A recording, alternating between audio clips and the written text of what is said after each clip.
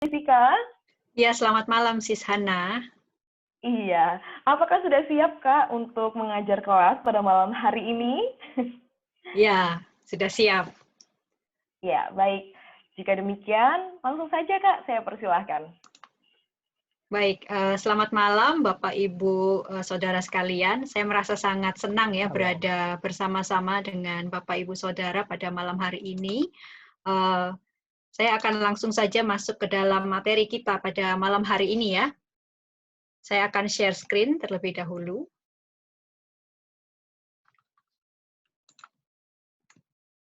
Apakah sudah muncul Sis Hana?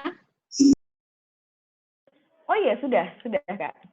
Udah ya, sudah muncul. Oke, baiklah.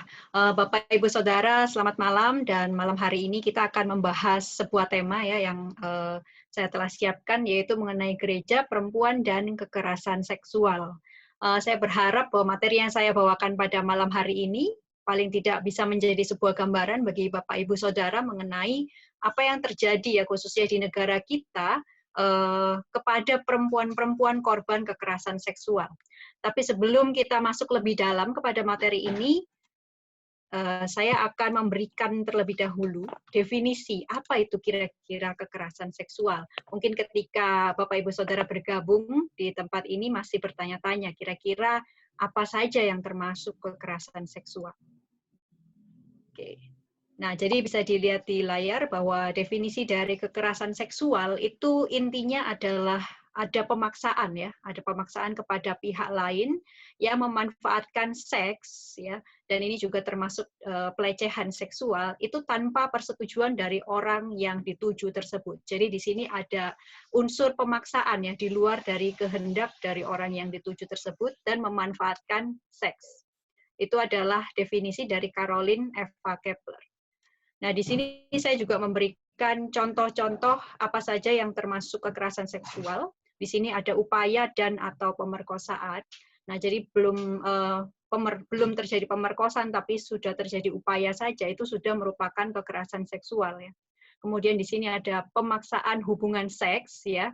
Ini juga termasuk pasangan suami istri jika terjadi pemaksaan ya di dalam hubungan seksual, itu juga termasuk kekerasan seksual. Kemudian di sini juga termasuk pelecehan seksual. Pelecehan ini bisa berupa pelecehan fisik ataupun pelecehan secara verbal, tetapi nadanya adalah nada yang melecehkan, yaitu sudah termasuk kekerasan seksual.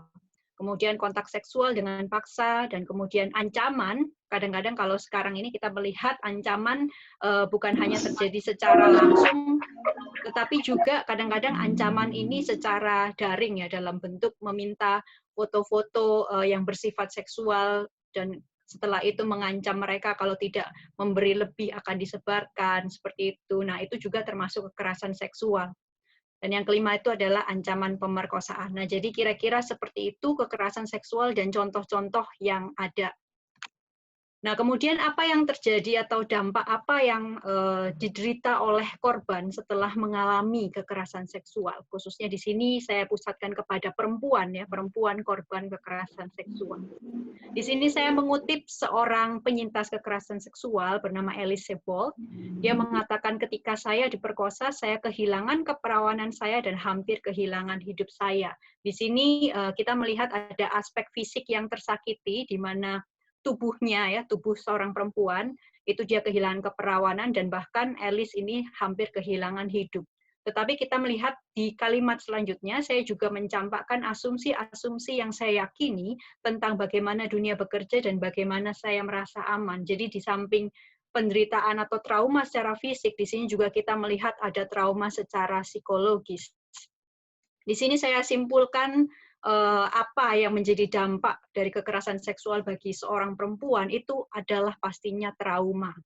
Nah, di sini apa yang terjadi? Ada kerusakan identitas. Korban merasa bingung ya setelah terjadi kekerasan seksual. Apakah selama ini cara dia mengenal dirinya itu benar atau tidak? Karena peristiwa kekerasan seksual itu seperti menghancurkan segala narasi yang selama ini ia bangun mengenai dirinya.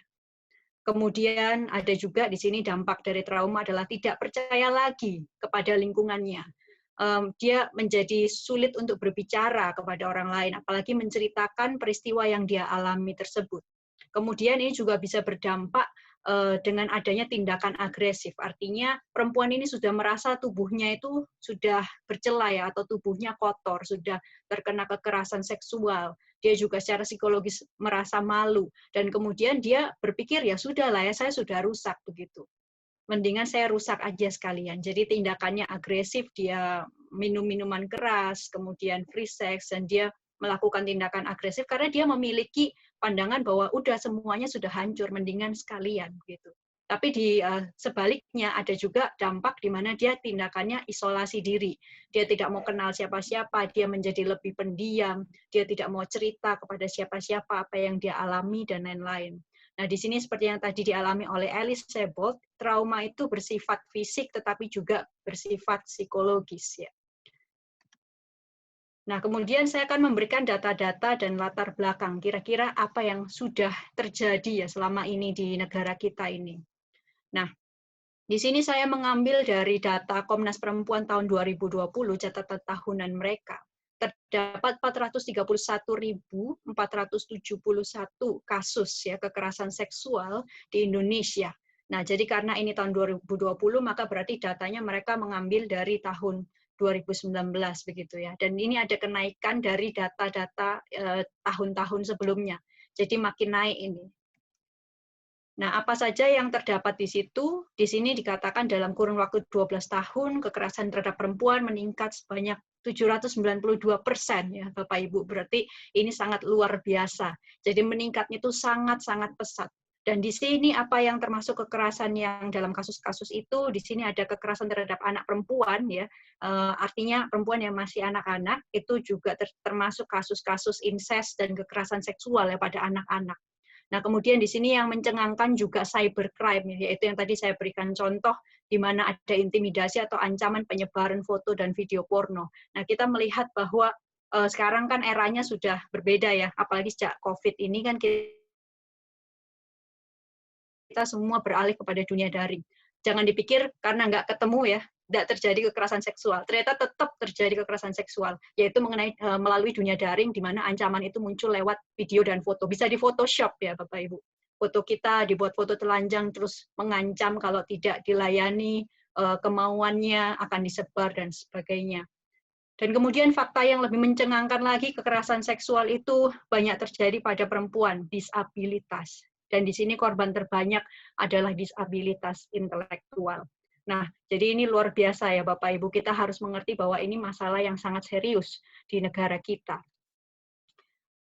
Kemudian di sini yang menjadi hambatan apa sih? Kenapa kok terus-menerus kasus ini meningkat begitu? Nah, di sini saya ambil dari dua sisi, yaitu dari sisi sosial dan sisi hukum. Dari sisi sosial tuh banyak mitos-mitos dan pola pikir patriarki yang masih terserap di dalam masyarakat Indonesia. Nah, mitos-mitos ini seperti apa? Contohnya, seperti yang di slide sudah saya berikan. Yang pertama, perempuan yang mendorong laki-laki untuk melakukan kekerasan seksual kepadanya. Kadang-kadang yang disalahkan itu adalah bajunya ya, kenapa pakai baju terbuka. Kemudian yang disalahkan adalah kenapa perempuan pulang malam-malam. Yang ketiga, perempuan kenapa jalan sendirian.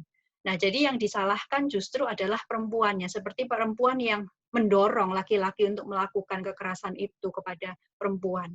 Yang kedua, mitosnya yang tersebar adalah perempuan juga menikmati perkosaan yang terjadi. Jadi karena tadi sebenarnya perempuan yang mendorong, dan sebenarnya perempuan itu menikmati ya, perkosaan yang terjadi. Ini kan kurang ajar sekali ya Bapak Ibu. Tetapi mitos ini sangat terserap kepada masyarakat kita yang masih patriarki. Kemudian yang ketiga, tindakan pemerkosaan atau kekerasan seksual yang dilakukan laki-laki dianggap normal. Yang seringkali kita baca mungkin ya di koran-koran, ya kalau laki-laki itu ibarat kucing ya. Kucing kalau dikasih ikan, siapa yang tidak mau. Jadi seakan-akan menormalkan tindakan pemerkosaan atau tindakan pelecehan atau tindakan kekerasan seksual yang dilakukan oleh laki-laki. Nah, kemudian dari sisi hukum sendiri,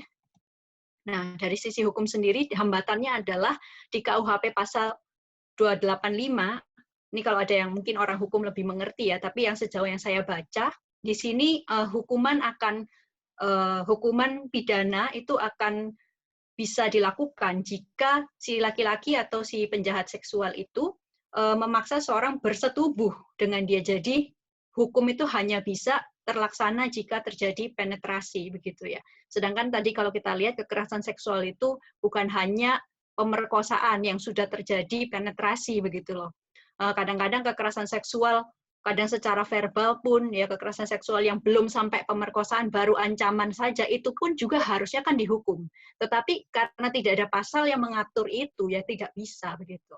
Kemudian yang kedua, RUU PKS ini tidak sampai hari ini ya belum disahkan ya.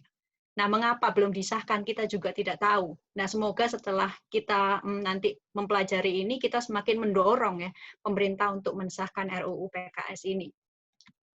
Oke. Nah, kemudian belum nyampe. Permisi ya, Kak ya. Ya, kemudian sekarang kita akan masuk kepada inti dari sesi kita, yaitu apa peran gereja, bagaimana gereja ini bisa berperan serta ya di dalam menangani kasus-kasus kekerasan seksual, khususnya bagi korban kekerasan seksual. Nah, mengapa peran gereja penting dalam isu ini? Yang pertama, gereja itu adalah agen transformatif.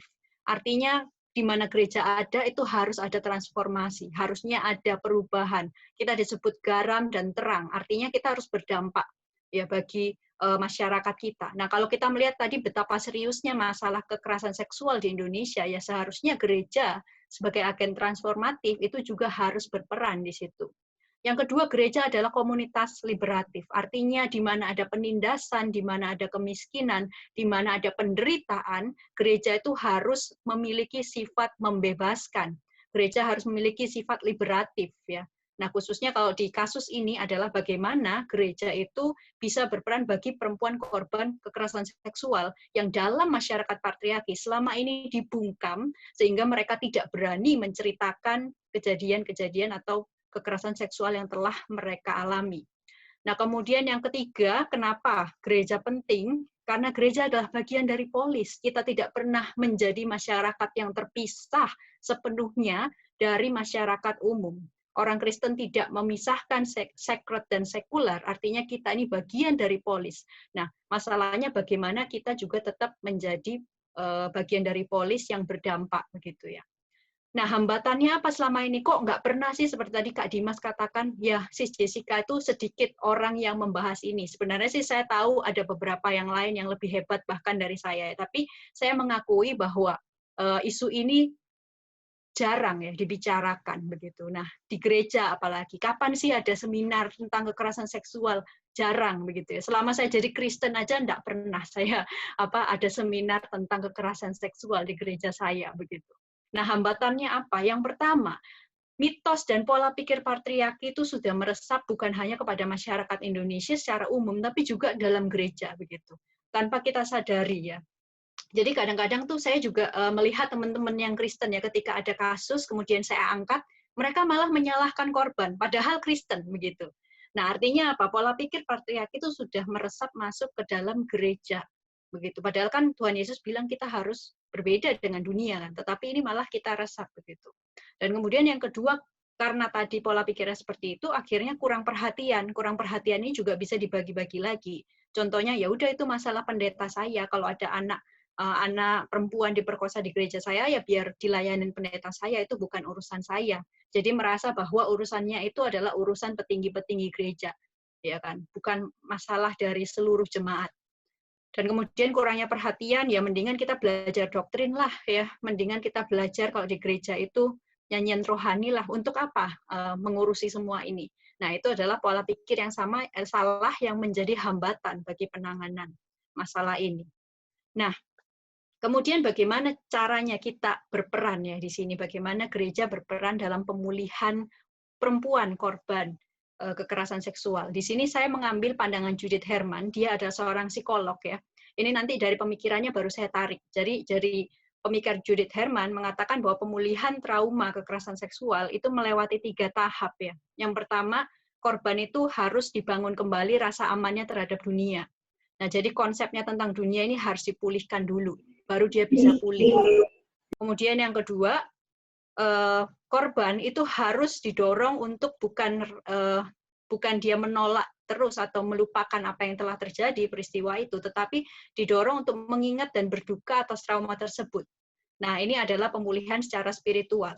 Kemudian yang terakhir, menurut Herman, korban akan pulih jika dia bisa terrekoneksi, ya, atau terkoneksi kembali dengan hidupnya sehari-hari dan dengan komunitas. Di sini saya soroti sebagai aspek sosial. Nah, dari 3 aspek pemulihan ini, konseptual, spiritual, sosial, apa yang gereja bisa lakukan? Nah, di sini saya mengambil 3 ya, ada secara konseptual, spiritual, dan sosial. Nah, tetapi 3-tiganya itu berdiri di atas satu pondasi, yaitu yang di dalam bukunya Miroslav Volf, Exclusion and Embrace, itu disebut Divine Solidarity and Divine Self-Donation. Ini hanya gereja Kristen yang memiliki, hanya khas di kekristenan, ya, di mana Kristus itu bersolidaritas dengan penderitaan manusia, di mana Kristus berinkarnasi, ya, ketika Kristus berinkarnasi, dia menderita bersama manusia. Itulah yang disebut divine solidarity. Dan kemudian Kristus bukan hanya menderita bersama kita, tetapi Kristus juga menderita bagi kita, yaitu di atas kayu salib. Dia mati bagi kita semua. Itu disebut divine self-donation. Mungkin Bapak Ibu kan bertanya begini loh, pemulihan kekerasan seksual kan nggak perlu lewat gereja, begitu kan? Apa khasnya gereja? Nah, di sini saya mau soroti bahwa ini khasnya gereja, ada Kristus. Kristus menderita bersama dan Kristus menderita bagi para korban kekerasan seksual itu. Atau bisa dibilang dia menderita bersama dan bagi semua orang yang terluka, semua orang yang menderita. Nah, jadi bagaimana gereja juga memahami divine solidarity dan divine self-donation, demikian juga gereja juga bisa mempraktekkan itu dalam kehidupan kita sehari-hari. Nah, di sini ada 3 ya, konseptual, spiritual, dan sosial. Saya akan bahas satu persatu. Yang pertama adalah secara konseptual. Di sini saya soroti doktrinal ya. Nah, di sini saya mengambil konsep Elizabeth Johnson di dalam She Who Is mengenai pembacaan Tuhan sebagai laki-laki. Menurut Johnson, selama ini Tuhan itu selalu digambarkan sebagai laki-laki. Ya. Metaforanya hanya tunggal, yaitu Tuhan sebagai laki-laki. Disebut sebagai Father, Bapa, dan Son, anak laki-laki. Dan kita tidak sadar memakai gramatika ini ya, gramatika laki-laki ini terus-menerus di dalam gereja. Kemudian bukan hanya itu, tadinya itu adalah metafora Tuhan sebagai Bapa dan Anak. Lama-lama karena terus-menerus dipakai sebagai metafora yang tunggal, maka diartikan pula secara literal sebagai natur esensial Allah, bukan sebagai relasi. Jadi itu kayak dalam pikiran kita tuh Allah tuh laki-laki gitu. Gendernya ada laki-laki, naturnya laki-laki. Dan kemudian yang ketiga, Tuhan digambarkan sebagai laki-laki yang bukan hanya gendernya, tapi sifat dominasinya sesuai dengan masyarakat patriarki di sini. Sehingga ada yang pernah mengatakan, Mary Daly ya, mengatakan, if God is male, then the male is God. Ini akibat daripada terus-menerus gereja dicekoki dengan satu metafora yang tunggal saja, yaitu Tuhan sebagai laki-laki. Nah, ternyata dalam sisi konseptual, kalau kita tidak mengubah ini ya, itu bisa menjadi dampak yang luar biasa bagi perempuan korban kekerasan seksual. Kenapa? Efeknya apa terhadap korban kekerasan seksual? Ada efek secara teologis, psikologis, dan sosiologis. Yang pertama, trauma korban, yaitu si perempuan tadi yang terkena kekerasan seksual, itu membuat dia enggan datang kepada Tuhan yang adalah tadi ya, digambarkan selalu sebagai laki-laki. Jadi korban ini merasa enggan untuk datang kepada Tuhan yang adalah laki-laki. Dan yang kedua, korban juga tidak menemukan bahwa Tuhan yang seperti ini, Tuhan yang laki-laki ini, itu tidak akan mungkin mengerti penderitaan yang dia alami, yaitu kekerasan seksual. Dan kemudian yang ketiga, korban enggan terbuka juga dengan saudara seiman di dalam gereja, karena dia berpikir bahwa semua saudara-saudara dalam gereja ini sudah menerima konsepsi Tuhan yang seperti itu tadi, yang laki-laki ya, dan patriarki. Jadi di sini korban semakin enggan untuk berdoa, untuk kembali kepada Tuhan, karena ketika dia membayangkan Tuhan, itu adalah laki-laki, dan dia teringat kembali kepada kejahatan seksual yang dia alami ya. Dia mengalami perkosaan misalkan oleh laki-laki, kemudian harus datang kepada Tuhan yang digambarkan sebagai laki-laki. Nah itu sangat luar biasa, pasti dia penolakan ya, mengalami penolakan yang luar biasa karena ada trauma dalam dirinya. Lalu apa yang bisa gereja lakukan secara konseptual? Nah, apa yang bisa gereja lakukan? Di sini kita bisa membangun paradigma teologis kas perempuan sehingga gereja bisa menghargai perempuan dan pengalaman perempuan itu setara dengan pengalaman gender yang lain. Nah, di sini Elizabeth Johnson mengajukan ya bahwa metafora Tuhan itu bukan hanya sebagai laki-laki. Di dalam Alkitab pun kita sering menemukan Tuhan digambarkan sebagai Sophia, di sini feminin ya. Kemudian Tuhan digambarkan juga sebagai ibu. Ya, di dalam Ulangan 32 ayat 18, Hosea 13 ayat 8. Nah, jadi di sini Johnson mengatakan metafora Tuhan dalam Alkitab itu tidak tunggal. Tuhan bukan laki-laki secara gender. Itu hanya metafora dan bukan metafora yang tunggal. Ada metafora yang lain. Di sini Johnson mengatakan sebagai mother, sebagai Sophia.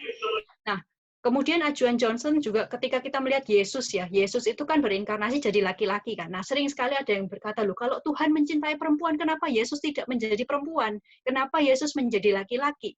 Tapi kita harus perhatikan bahwa Yesus ketika dia turun berinkarnasi menjadi laki-laki, dia tidak menggunakan kelaki-lakiannya itu untuk mendominasi, apalagi melakukan kekerasan seksual, tidak ya.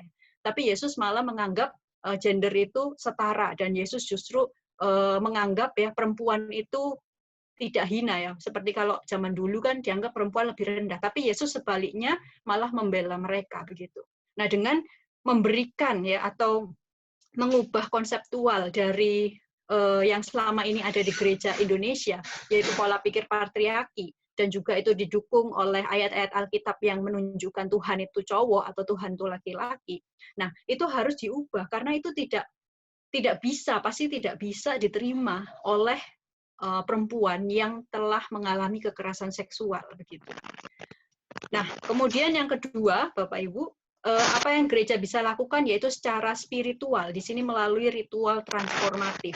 Di sini saya mengutip pandangan dari Victor Turner yang mengatakan ritual itu adalah sebuah kegiatan transformatif. Nah, mungkin Bapak Ibu tidak familiar dengan ritual, saya akan jelaskan ya. Jadi ritual itu sejak zaman nenek moyang ya, itu selalu dipraktekkan untuk mengekspresikan emosi manusia yang terdalam, termasuk trauma. Nah, jadi ritual itu dipakai ketika kata-kata sudah habis, ketika doktrin sudah tidak bisa menjelaskan, ya, ritual itu dipakai. Nah, ritual itu seperti apa? Ritual itu adalah suatu kegiatan yang melibatkan anggota tubuh manusia. Bisa lewat nyanyian, tarian, gerak-gerakan, atau tindakan tertentu. Ya. Nah, jadi ritual itu berisi simbol-simbol yang mengungkapkan sesuatu yang sakral. Jadi tidak mungkin ritual itu dilakukan tanpa sesuatu yang sakral. Nah, jangan disamakan dengan makna peyoratif yang saat ini ya. Kan sekarang itu dianggap ritual itu sama dengan habit, padahal tidak ya. Kalau dari definisi aslinya, ritual itu selalu berhubungan dengan hal yang sakral. Dan kemudian yang ketiga, ritual itu dilakukan bersama-sama dengan komunitas. Jadi ritual tidak pernah dilakukan sendiri, tetapi dilakukan bersama-sama dengan orang lain dan juga komunitas yang memiliki pandangan yang sama mengenai sesuatu yang sakral. Contoh kalau dalam gereja itu adalah perjamuan kudus. Perjamuan kudus kan melibatkan anggota tubuh kan. Kita mengangkat roti, mengangkat anggur, kita makan roti dan anggur itu. Dan roti dan anggur bukan roti dan anggur biasa, tetapi adalah simbol bagi tubuh dan darah Kristus. Dan perjamuan kudus itu harus dilakukan bersama-sama dengan komunitas. Kita mempercayai ketika kita melakukan perjamuan kudus itu ada satu efek spiritual yang tidak bisa dijelaskan dengan kata-kata ya. Jadi perjamuan kudus itu nggak bisa diganti sama khotbah, nggak bisa diganti sama yang lain gitu. Itu adalah ritual. Nah, tapi perjamuan kudus adalah ritual yang bersifat seremonial, dan di sini saya nanti akan mengajukan ritual-ritual yang khusus khas untuk perempuan korban kekerasan seksual. Nah, mengapa ritual itu penting untuk seorang korban kekerasan seksual? Yang pertama, karena ritual itu tadi saya bilang melibatkan tubuh manusia. Nah, kemudian yang tadi juga awal saya mengatakan bahwa trauma yang dialami korban itu bukan hanya trauma terhadap psikologinya, tetapi juga trauma terhadap tubuh. Ketika dia mengalami kekerasan seksual, dia merasa tubuhnya tuh udah kotor gitu, sudah tidak suci lagi dan tidak mampu tubuh ini digunakan untuk melakukan sesuatu yang sakral. Tetapi melalui ritual yang melibatkan anggota tubuh, maka ketika melakukan itu korban akan menganggap tubuhnya itu bisa ya, ternyata bisa untuk melakukan hal-hal yang sakral. Nah, itu akan memulihkan korban daripada somatik trauma, yaitu di mana ketika kita mengalami trauma bukan cuma jiwa kita ya, tapi juga tubuh. Kita harus mengerti bahwa manusia itu makhluk spiritual ya. Jadi jiwa sama tubuh itu nggak bisa dipisah-pisahkan begitu. Jadi kalau tubuhnya kena kekerasan seksual ya pasti jiwanya juga trauma. Nah, jadi di sini saya melihat bahwa ritual yang melibatkan tubuh ya, gerakan-gerakan tubuh itu membuat korban menjadi melihat tubuhnya, oh ternyata tubuh saya ini masih bisa dipergunakan atau masih bisa melakukan, masih bisa digerakkan untuk hal-hal yang sakral. Jadi dia akan melihat tubuhnya kembali pada tubuh yang masih bisa digunakan untuk hal-hal yang sakral. Kemudian yang kedua, simbol-simbol sakral dalam ritual dapat ditafsirkan secara lebih bebas dan situasional. Jadi di dalam ritual itu nggak seperti di dalam doktrin ya. Kalau doktrin itu kan kalau misal atau khotbah atau eksegesis ya, itu kan ya udah kalau ayatnya ini kita mesti lihat nih apa latar belakangnya dan segala macam. Tapi kalau ketika kita melakukan ritual, kita bisa bebas menafsirkan simbol itu. Contoh begini, kita sedang melakukan ritual berbentuk drama ya, narasi performatif.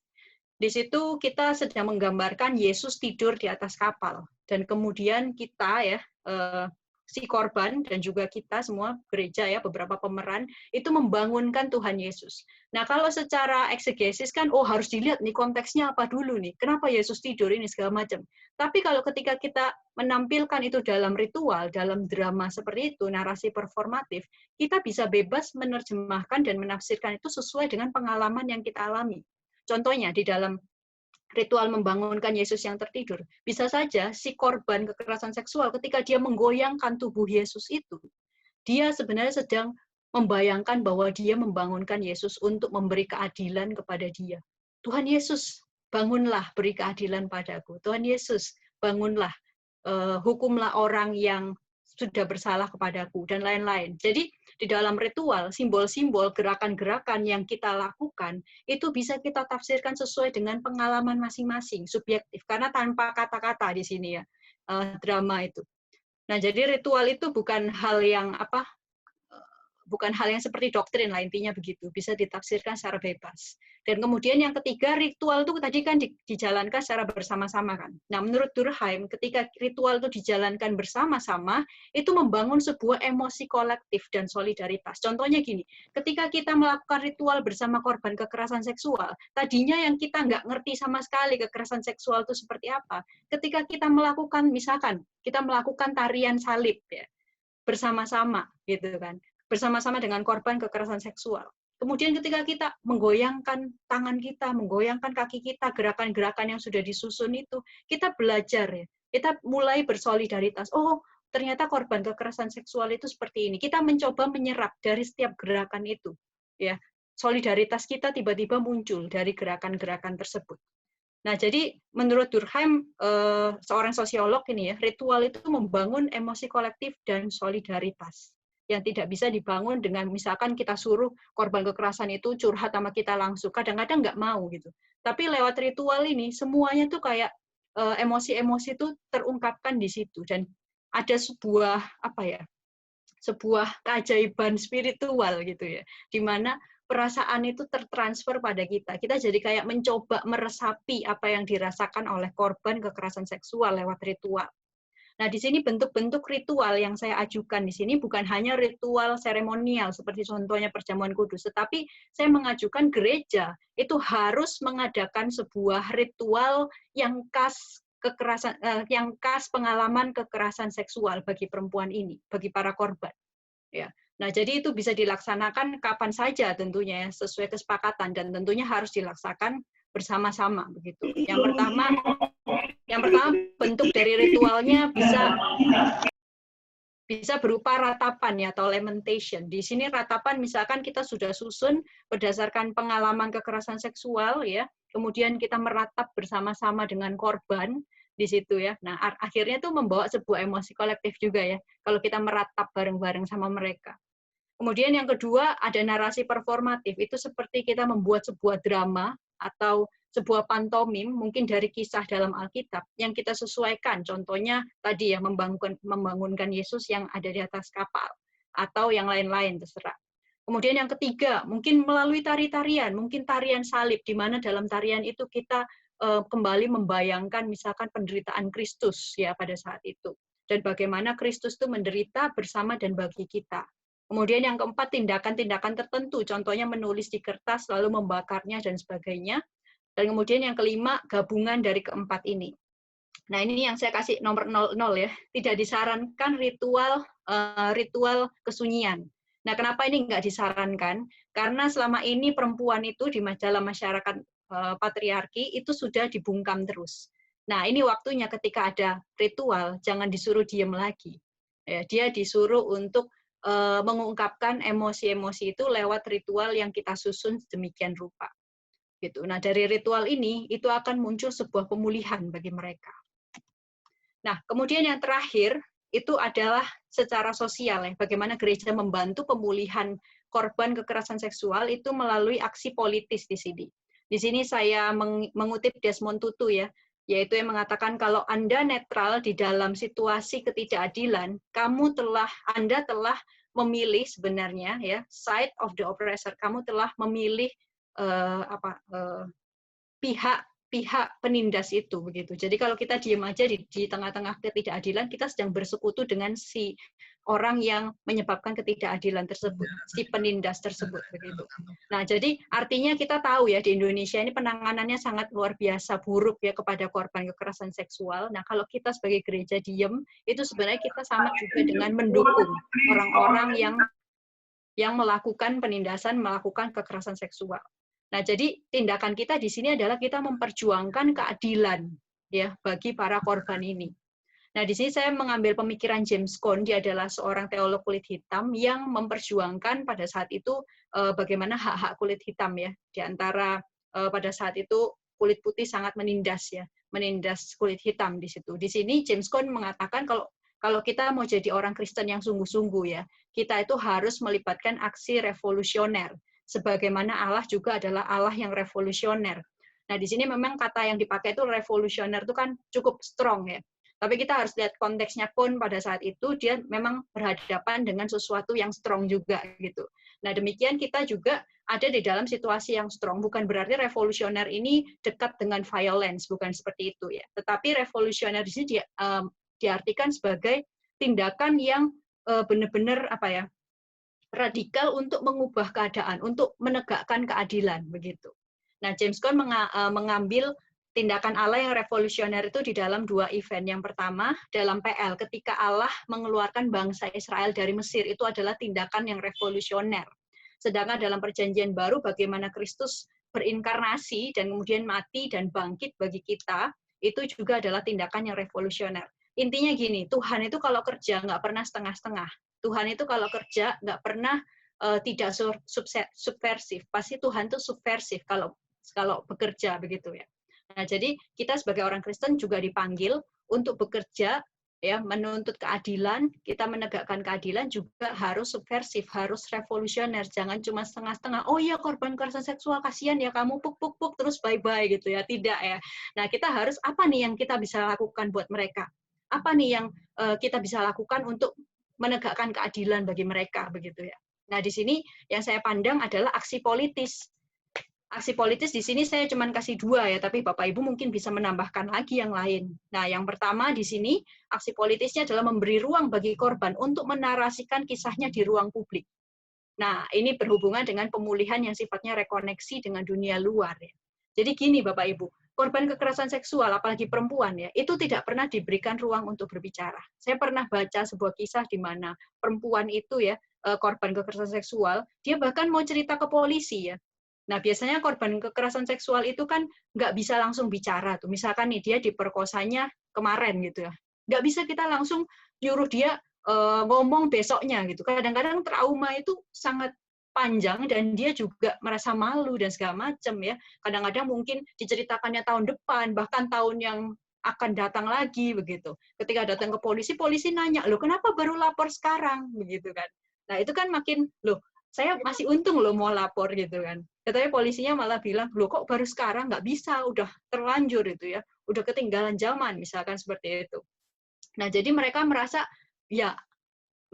dibungkam terus nih, di mana-mana mereka dibungkam. Belum lagi keluarga, misalkan dia cerita ke keluarganya, Mah kemarin aku diperkosa misalkan seperti itu. Mamanya bilang, jangan bilang siapa-siapa. Kalau kamu bilang siapa-siapa, keluarga kita yang malu. Loh.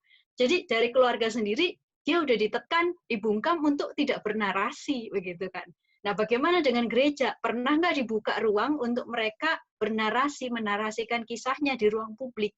Baik itu secara kelompok kecil ya mungkin kalau kelompok besar agak sulit misalkan begitu. Tapi pernah nggak memberikan ruang bagi mereka? Atau paling enggak mereka yang sudah pulih nih, pernah nggak diberikan ruang kesaksian? Kenapa di gereja cuma diberikan ruang kesaksian, misalkan dari yang miskin jadi kaya, ya dari yang mungkin kurang diberkati jadi diberkati, atau yang sakit sembuh. Nah, bagaimana dengan orang-orang yang perempuan-perempuan yang pernah mengalami kekerasan seksual, pernah tidak diberikan ruang?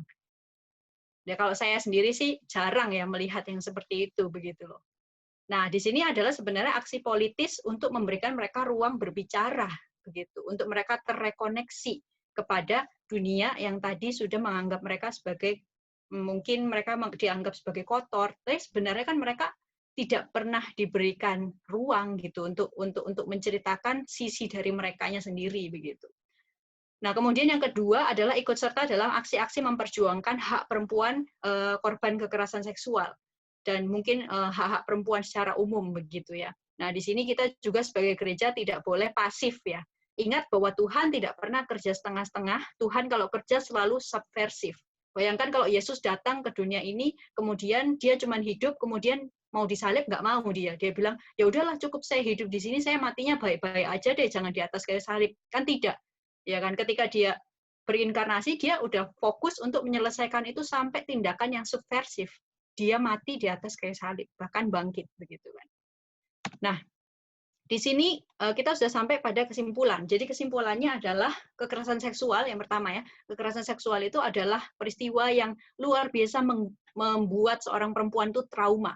Dan trauma itu bukan hanya trauma secara psikologis, tapi juga trauma terhadap tubuhnya, trauma terhadap Tuhan yang kadang-kadang selalu digambarkan sebagai laki-laki, trauma terhadap teman-temannya, trauma terhadap keluarganya yang kadang-kadang justru membungkam dia, trauma terhadap pelaku, dan trauma terhadap segala sesuatu kepercayaan yang selama ini dia pegang. Nah, jadi yang kedua, kekerasan seksual di Indonesia kasusnya terus meningkat tanpa adanya sebuah usaha dari pemerintah untuk menyikapi hal ini. Dan yang ketiga, gereja harus memberikan sebuah tindakan ya kepada tindakan atau usaha di dalam pemulihan perempuan korban kekerasan seksual yang tadi sudah saya bagi menjadi 3, yaitu secara konseptual, yaitu mengenai doktrin, kita memberikan sebuah paradigma baru bahwa Tuhan itu tidak pernah kita cap atau kita masukkan sebagai gender laki-laki. Tuhan itu hanya bermetafora ya sebagai laki-laki, metaforanya laki-laki, tapi itu bukan metafora tunggal. Ada metafora yang lain seperti tadi ya, Sofia atau sebagai ibu ya, ataupun yang lain-lain. Jadi metafora Allah sebagai laki-laki itu bukan metafora satu-satunya. Kemudian yang kedua yaitu dengan cara ritual ya, yaitu kita melakukan sesuatu bersama-sama dengan korban, di mana di situ kita bisa terkoneksi dengan pengalaman korban, dan korban juga bisa terkoneksi dengan kita ya sebagai jemaat.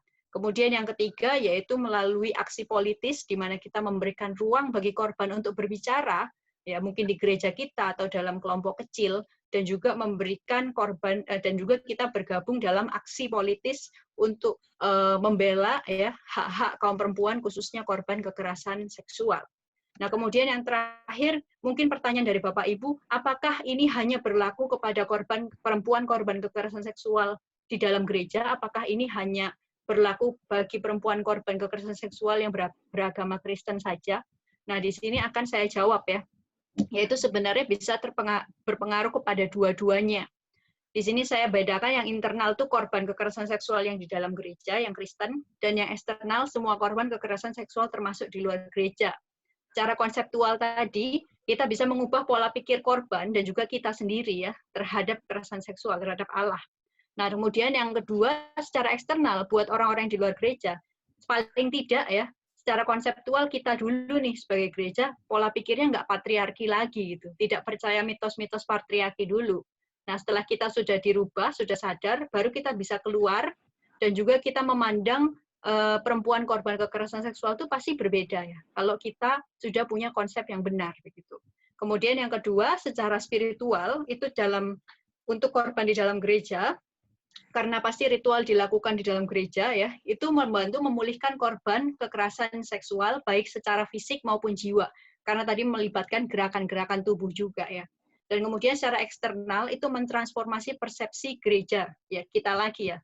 Di mana kita ketika melakukan ritual, kemudian tadi kata Durkheim itu solidaritas kita tumbuh, ketika kita keluar dari gereja melihat perempuan korban kekerasan seksual yang lain, kita juga terdorong untuk membantu mereka, begitu kan, untuk menolong, untuk melayani mereka, begitu. Nah, kemudian kalau secara sosial itu bisa dua-duanya ya, baik korban dalam gereja maupun korban di luar gereja itu juga bisa kita bantu, di mana kita bantunya menegakkan keadilan, memberikan ruang bagi korban untuk berbicara, seperti itu. Nah, saya harap cukup jelas presentasi saya. Jika ada pertanyaan, saya persilahkan.